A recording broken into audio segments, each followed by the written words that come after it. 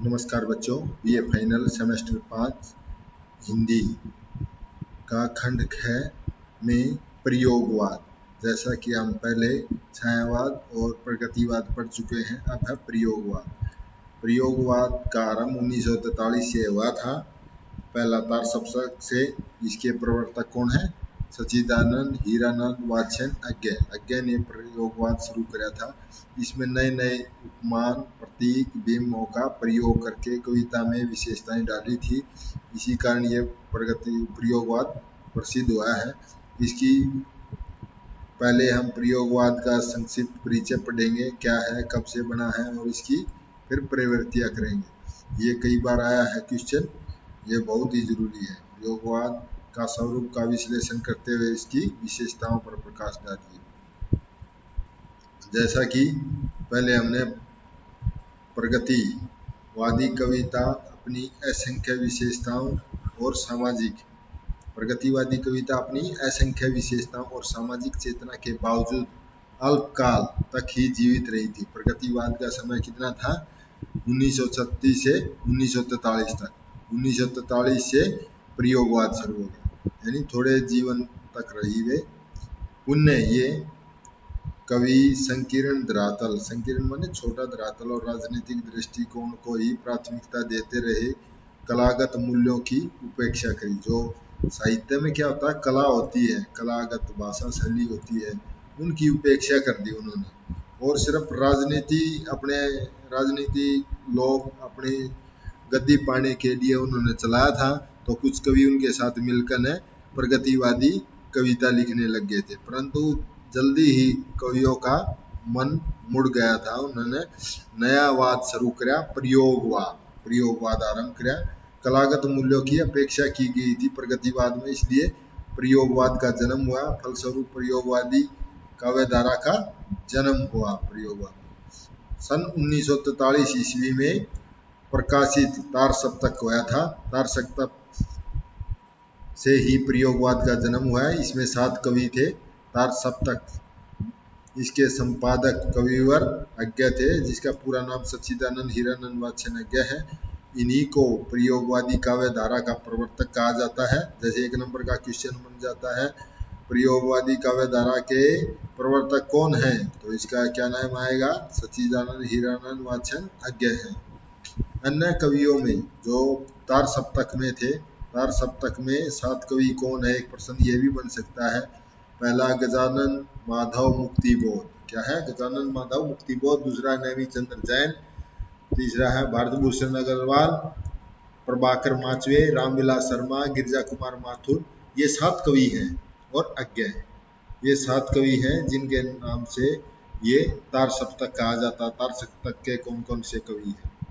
और अगला प्रश्न है, अगला 1951 में दूसरा तार सप्तक प्रकाशित हुआ। इसमें भी 7 कवि थे। इनमें था भवानी प्रसाद मिश्र था, शकुंतला माथुर थी, और हरि नारायण व्यास था, शमशेर बहादुर, नरेश मेहता, रघुवीर सहाय और धर्मवीर भारती। ये 7 कवि थे जो दूसरा सप्तक में थे। और आगे चलकर अज्ञ ने तीसरा सप्तक का भी संपादन किया। कब किया? ये सन 1900 कब था? 1959 ईस्वी में इसको तीसरा सप्तक बनाया था उन्होंने। 1959 में तीसरा सप्तक प्रकाशित हुआ था। इसके में भी 7 कवि थे। प्रयाग नारायण त्रिपाठी, दीप्ति चौधरी, मदन वात्स्यन, केदारनाथ सिंह और कीर्ति चौधरी भी थी, और विजय नारायण शाही, सर्वेश्वर दयाल सक्सेना आदि कवि शामिल थे। ये 7 कवि थे। अगर प्रयोगवाद के स्वरूप और परिभाषा अब देखते हैं, इसका स्वरूप कैसा था। स्वरूप को लेकर के विद्वानों ने अलग अलग विचार व्यक्त किए। इन काव्यधारा को अनेक नाम दिए गए हैं। जैसे प्रयोगवाद के अनेक नाम दिए हैं। नकेनवाद, नकेन 3 अक्षरों से बना, न के ल, एन न से बना है नरेश, के से केदारवाल, और ल से लीलाधर जगुड़ी। यानी 3 कवियों के नाम से नकेलवाद भी कहा जाता है, प्रपदवाद भी कहा जाता है, स्वीकृत कविता भी और अस्वीकृत कविता भी, और बूढ़ी पीढ़ी की कविता भी और दिगंबर पीढ़ी की कविता और कबीर पीढ़ी की कविता आदि के नाम से प्रयोगवाद को जाना जाता है। वास्तव में ये सभी नाम गुटबंदी हैं, जैसे अलग अलग गुट बन जाते हैं गांव में, भाई ये यादव है, ये हीर है और ये जाट है, ये सिख है, ऐसे ही इन कविताओं के भी गुट बन गए थे। तो तार सप्तक की भूमिका में आज्ञा लिखते हैं प्रयोग का कोई वाद नहीं है, मतलब प्रयोग करना कोई वाद नहीं बनाया हमने, हम न ही कोई वादी थे और न ही है, न ही वादी रहे हैं, न ही है। प्रयोगवाद अपने आप में क्या है, इष्ट और साध्य नहीं है। हमें प्रगतिवादी प्रयोगवादी कहना उतना ही सार्थक और निरर्थक है जितना हमें कवितावादी, यानी कवि को क्या कहते हैं, कवितावादी है भाई, ये तो उतना, यानी कि हमारे को प्रयोगवादी मत कहो। आगे गिरजा कुमार माथुर लिखते हैं प्रयोगवाद के बारे में, प्रयोगों का लक्ष्य व्यापक सामाजिक सत्य के खंड अनुभवों का सादरीकरण करने से कविता के भावानुकूल माध्यम देना है। इसमें व्यक्ति द्वारा इस व्यापक सत्य का श्रवबोधगम्य प्रेषण हो सके, यानी कि भावानुकूल ऐसा प्रयोगों का वर्णन करना है जैसे सबके भावों का वो माध्यम बन सके, किसी का वर्णन हो। और धर्मवीर भारती लिखते हैं इसमें आगे, धर्मवीर भारती आगे लिखते हैं प्रयोगवाद, प्रयोगवादी कविता में भावना है, किंतु हर भावना के आगे क्या है, एक प्रश्न चिन्ह लगा हुआ है कि, और इस प्रश्न चिन्ह को आप बौद्धिकता कह सकते हैं।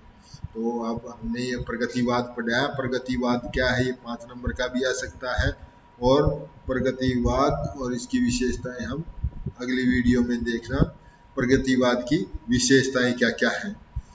मैं आशा करता हूँ आपको प्रयोगवाद समझ में आएगा। कविताओं में नए नए उपमान बिंब का प्रयोग करना ही प्रयोगवाद है, नए नए विषयों का प्रयोग करना ही प्रयोगवाद कहलाता है, इसीलिए इसका नाम प्रयोगवाद पड़ा।